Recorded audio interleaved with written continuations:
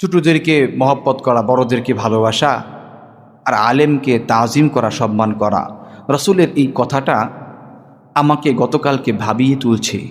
এজন্য তুলেছে গতকালকে ভাবিয়ে, আমি বাংলাদেশের একজন প্রখ্যাত আলেম দ্বীন, শাইখুল হাদিস, ইবনে শাইখুল হাদিস আল্লামা আজিজুল হক রহমাতুল্লাহ সুযোগ্য সাহেব জাদা নিজেকে এত ছোট করে যেই কথাটা বুঝাইতে চাইলেন, সেই কথাটা হলো যে ছোট করতে করতে, নিজেকে বিনয়ী করতে করতে এমনভাবে বললেন যে নিজেকে কুকুরের সাথে তুলনা করলেন।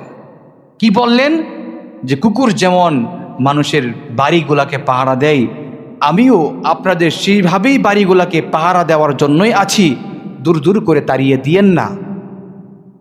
এত বড় একজন ব্যক্তি নিজেকে এত ছোট করে কথা বলল। কল্পনা করা যায়, যেই ব্যক্তি এত শান, এত মান, যার ডাকে লক্ষ লক্ষ মানুষ সেকেন্ডের মধ্যে নয়, বরং তার নিজের প্রাণটাকে মুহূর্তের মধ্যে বিলিয়ে দেওয়ার জন্য প্রস্তুত, এমন একজন ব্যক্তি নিজে কত ছোট করতে পারলেন? হাদিসের ভিতরে এসেছে যে নিজেকে বিনয়ী করে দেয়, আল্লাহ তাকে অনেক উপরে তুলে দেয়। এই জন্যই মনে হয় তিনাকে আল্লাহ এত বিনয়ীর কারণে এত উপরে তুলে দিলেন। এজন্য আমরা নিজেকে বিনয়ী হব, আমরা নিজেকে বিনয়ী করে দিব, আল্লাহ আমাদেরকে উঁচু করে দিবেন। তিনার কাছ থেকে আমাদের শিক্ষা। প্রিয় উপস্থিতি, মানুষকে ঝগড়া বাজানো সহজ, মানুষের দাঙ্গা হাঙ্গামা বাজানো সহজ, কিন্তু সব কিছুর মীমাংসা সবাই করতে পারে না, সবাই করতে জানে না।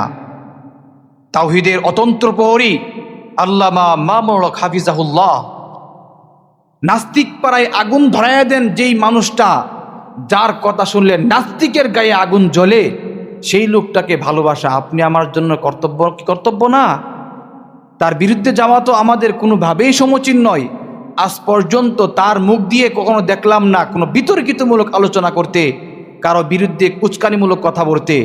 তিনি একমাত্র একক ব্যক্তি, যেই ব্যক্তি নাস্তিক পাড়ায় এককভাবে আধিপত্যতার সাথে নাস্তিকদেরকে আগুন ধরাইয়া দেন। তার কথায় নাস্তিকরা বিভ্রান্ত হয়, বাতিলরা কেঁপে ওঠে।